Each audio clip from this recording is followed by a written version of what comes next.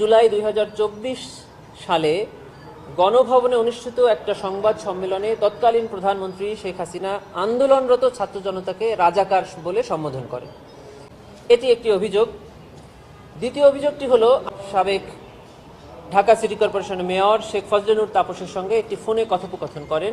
সেখান থেকে দেখা যায় যে উনি আন্দোলনরত ছাত্র জনতার উপরে মারণাস্ত্র অর্থাৎ লেথাল ওয়েপন ব্যবহার করার নির্দেশ দিয়েছেন। হেলিকপ্টার ব্যবহার করে গুলি এবং ড্রোন ব্যবহার করে ছাত্র জনতার অবস্থান নির্ণয়ের নির্দেশ দিয়েছেন। এর মাধ্যমে সারা দেশব্যাপী লেথাল ওয়েপন ব্যবহার করে 1400 ছাত্র জনতা নিহত হয়েছেন, হাজার হাজার ছাত্র জনতা আহত হয়েছেন।